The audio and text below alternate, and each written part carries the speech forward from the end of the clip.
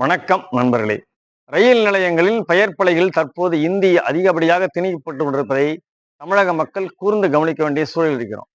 அதனால நம்ம ரயில் நிலையம் செல்லும் என்றால், இப்ப மாம்பலம் போறோம், இல்ல பூங்கா ரயில் நிலையம் போறோம். பெயர் பலகை முன்பு நடுவில் ஆங்கிலத்தில் இருக்கும், மாம்பலம் என்று இருக்கும். மேலே தமிழில் இருக்கும், கீழே இந்தியில் இருக்கும்.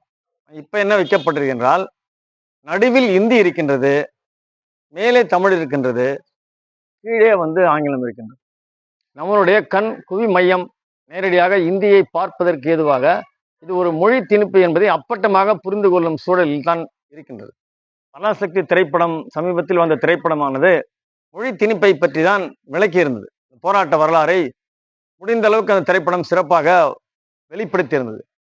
ஆயினும் தற்போதைய அரசு, மோடி அரசு இந்தி திணிப்பில் தீவிரமாக கவனம் செலுத்திக் கொண்ட நேரத்தில் நம் கண்ணெதிரே இந்தி திணிக்கப்பட்டிருக்கின்றது.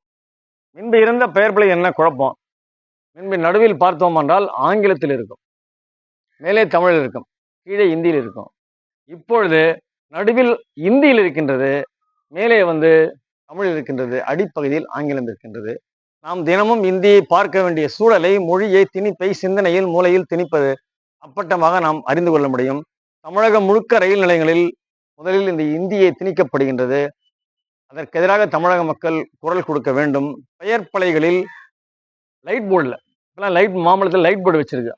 மாம்பழம், பரங்கிமலை, பல்வேறு ரயில் நிலையங்களில் மேம்படுத்தப்பட்ட தன்மை என்ற அடிப்படையில் மின் விளக்கால் அலங்கரிக்கப்பட்ட லைட் போர்டு வச்சிருக்கு. லைட் போர்டில் இப்போ என்னன்னா, அது நடுவில் இந்தியில் இருக்கின்றது. மாம்பழம் என இந்தியில் இருக்கின்றது, மேலே தமிழ் இருக்கின்றது, கீழே ஆங்கிலத்தில் இருக்கின்றது. இந்த சூழலை எதிர்த்து தமிழக மக்கள் குரல் எடுக்க வேண்டும்.